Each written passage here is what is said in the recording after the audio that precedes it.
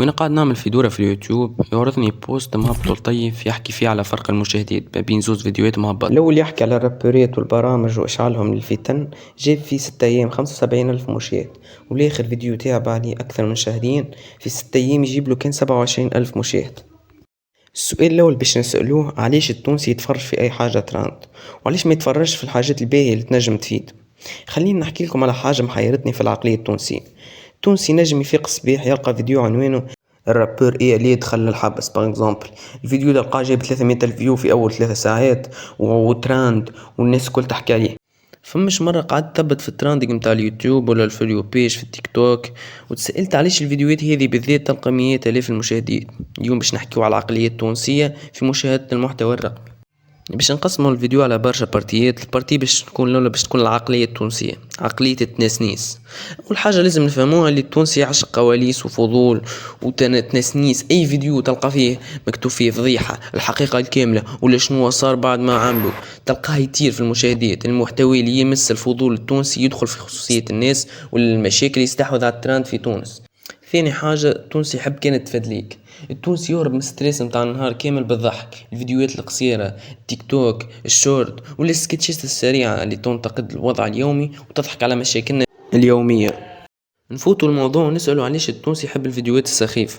عمرك سألت علاش فيديو واحد فيه تونسي يعمل في حاجة سخيفة على الاخر يطلع ملايين الفيوز وملايين الفلوس؟ وعلاش فيديو فيه تعب ومعلومات وتصوير وساعات من الخدمة وفي الاخر ما يجيبش جزء بسيط من الفيديو من الفيوز اللي يجيبهم الانسان الاخر؟ الحكاية مش ديما في جودة الفيديو، المشكلة في العقلية.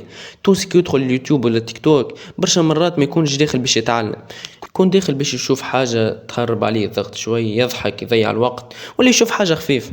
يعني تلقاه يتفرج في واحد يطيح في روحه، ولا واحد يعمل في حركة غريبة، واحد يحكي على حكاية ما عندهاش أي معنى. تسأل روحك علاش؟ خاطر المخ يحب الحاجات السهلة والسريعة. فيديو فيه فكرة بسيطة، ضحكة ولا حاجة غريبة، نجم يشد الانتباه أكثر من فيديو فيه موضوع كبير ويطلب التركيز.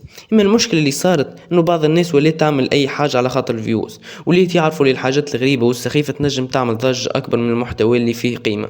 في الآخر المشاهد هو اللي يقرر، خاطر اليوتيوب ما يعطيش الشهرة اللي يستحقها ديما، يعطيها للناس توقف عليها وتتفرج. يعني السؤال مش علاش الفيديوهات السخيفة تنجح، السؤال الحقيقة علاش احنا عطينا الوقت والاهتمام الفيديوهات ما تستاهلش. ولا السبب يكون سهل برشا. طفلة مزيانة في مسلسل كنت تتفرج عليها، أي حكاية فيها بنات باش تنجح من الآخر. صراحة الفيديو كامل اللي عملته جست على خاطر شفت البوست نتاع الطيف، ما نعرفش علاش جتني الفكرة باش نعمل فيديو كيما هكا. خاطر بالرسم العقلية التونسية لازم تتغير، العقلية لازم تتبدل. كل حاجة في البلاد لازم تتبدل. فمش سبب مثلا يخليك انك انسان تمشي تتفرج على انسان سخيف ما يسوى شيء تمشي تضيع في الانترنت متاعك وتضيع وقتك على حاجات سخيفة. تنجم تمشي تستثمر الوقت هذاك السبب الوحيد اللي خلاني نصور الفيديو ذا. المفيد نحب نقول لكم نحبكم على الاخر اللي كملوا الفيديو وصلوا معنا، حطوا لايك واشتراك ونلتقيو في الفيديو الجاي ان شاء الله. سلام. 10 9 8 7 6 5 4 3 2 1 0